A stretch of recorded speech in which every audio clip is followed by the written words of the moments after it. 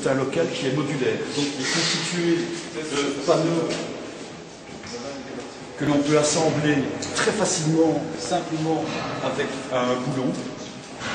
Ce local est constitué aussi d'éléments de plafond qui sont aussi modulaires et d'éléments de plancher qui permettent soit de se fixer dans le sol, soit simplement de poser le local modulaire sur ce plancher.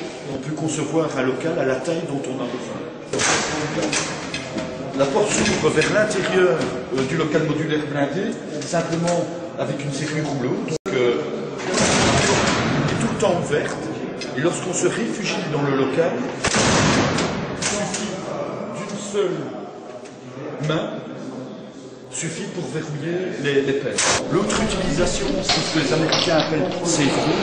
Là, on est plus dans une utilisation de coffre, on est plus dans un local qui permet de protéger ses biens. Donc à ce moment-là, on a le même type de porte, mais avec un autre type de serrure qui peut être mécanique ou électrique.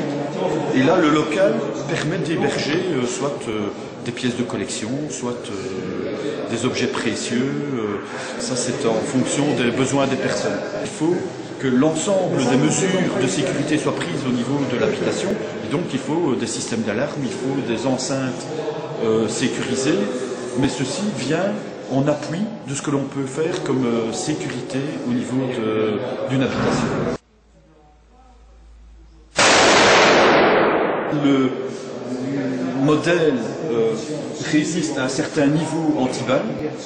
Si on veut atteindre des niveaux plus élevés, à ce moment-là, la conception des panneaux est un peu différente. On revient à ce moment-là avec de l'acier balistique, de l'acier anti-balles.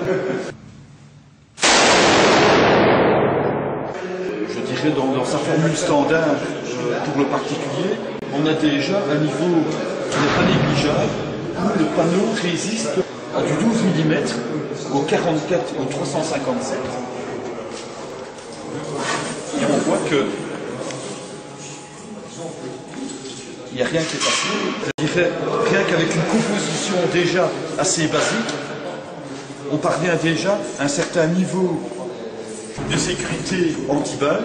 Pour atteindre des classes supérieures, à ce moment-là, il faut renforcer l'arrière avec des aciers spéciaux, des aciers balistiques.